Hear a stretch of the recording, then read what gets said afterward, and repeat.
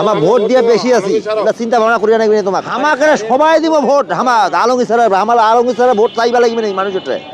হ্যাঁ, আমার যোগ্যতায় সারা বাংলাদেশে আমার একটা গৌরব আছে, গৌরবাসী।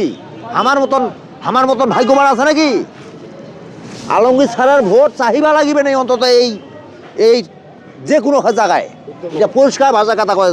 ধর্মের যারা রাজনীতি করে মাহিন আসলে হয় সবাই মানুষ চিনে অন্তত ছাড়ক কোন ধরনের লোক।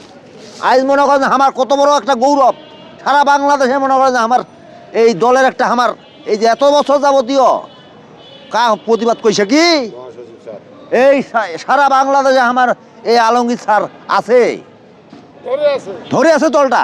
কোন ব্যক্তিটা আছে সবাই মানে কোকরা লাগিয়ে আছে, যা ধইছে ধানের শীষ বিএনপি দল কাজ জানে না। আজ কত বছর যাবতীয় নির্যাতিত ভাবে আমার আলমগীর স্যার ধরেছে দলটা। কোন মায়ের সন্তান আছে এখন আমার মনে করেন যে স্বাধীনতা দিবস পালন করছে।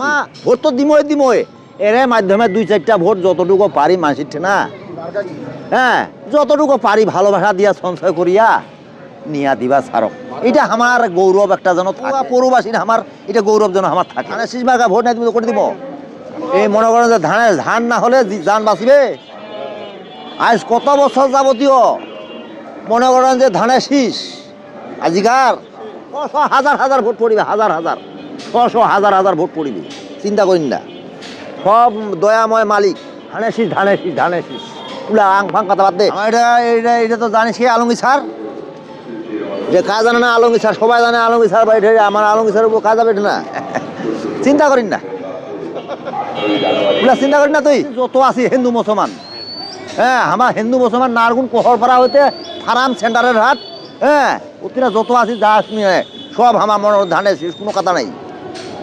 হ্যাঁ 2-1টা তো মারলে উলা ছিটা ফটা উলার হিসাব ধরা যায় নাকি? হ্যাঁ এই দেশের জন্য এবং দলের জন্য ওই এই যে কত বছর যাবতীয় নির্যাতিত ভাবে হয়া এই যে দলটা টেকে ধরে আছে, এটা মুখের কথা নয়। মই আজিকার এটা ঘাস বেচাও পাবলিক ক্লাবত, আজিকার ঘাস বেচাও।